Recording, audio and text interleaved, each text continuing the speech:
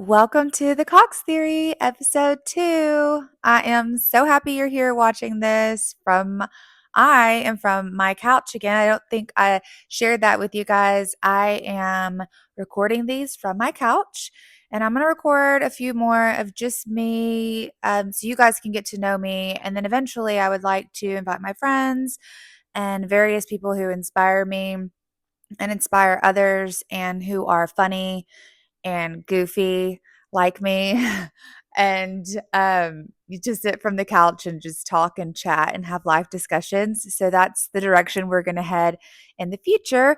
But for today and episode 2, I think it's important to introduce myself a little bit more and talk about my life.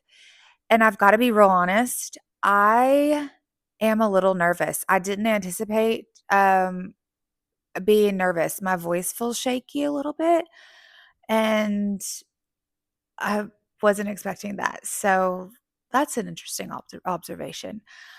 I am going to share a little bit about my childhood. And what I really want to talk about is the divine intervention that our Creator has in our life.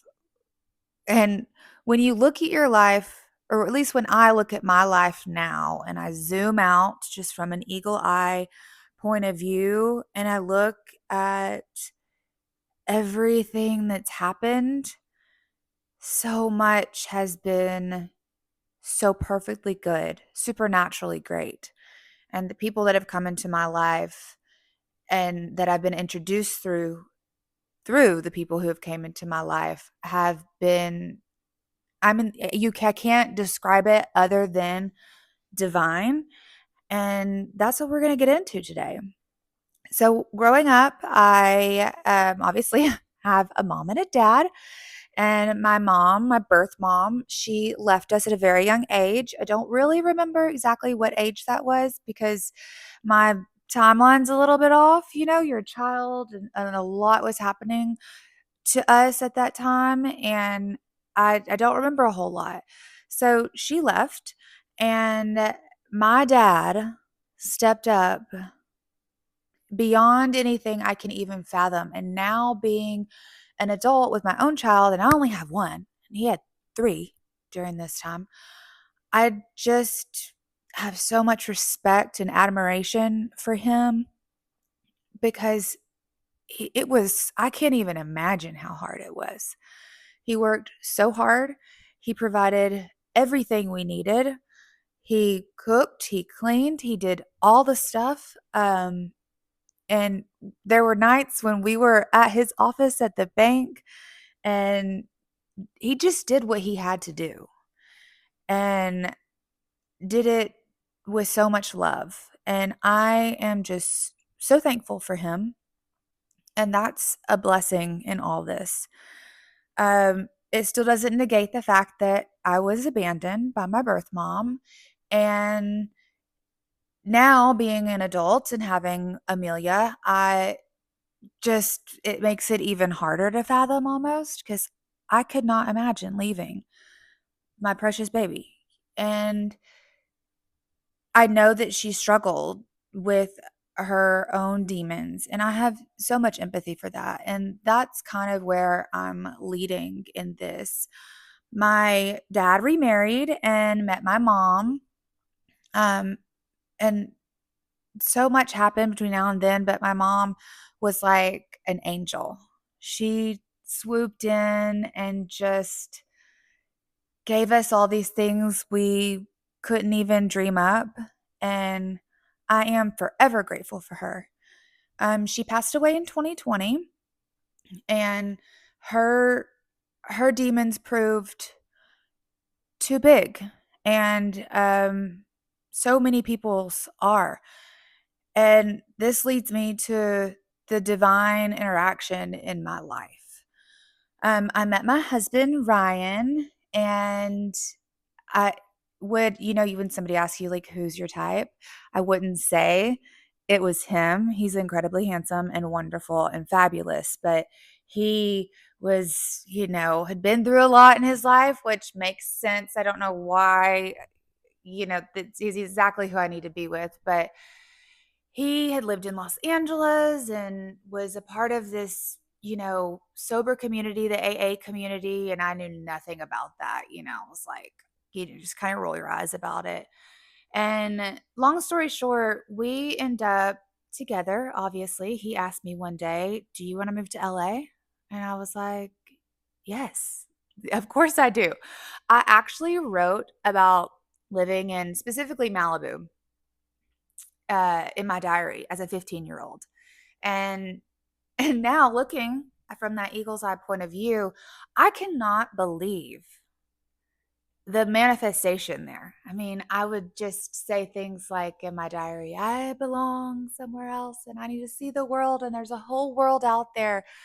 And I just didn't want to miss it. I knew that I wanted so much more for my life and in my life. And I've always been this big thinker and dreamer, and I wanted to experience more. And I had no idea what I was in for.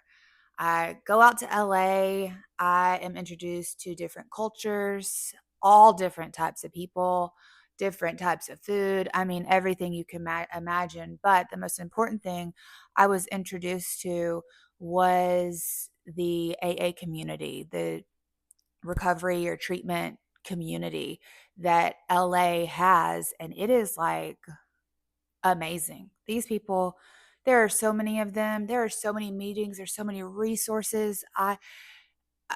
Like all of my husband's friends had been through the program. I had never experienced seeing addiction through the other side like that until I met Ryan. And it gave me a whole different understanding and a whole different level of empathy for my birth mom and my mom and anyone going through any battle of addiction or mental health or anything like that. And I had so much love and pain for these people. It just hurt my soul because I'm seeing these, just seeing it from a completely different perspective.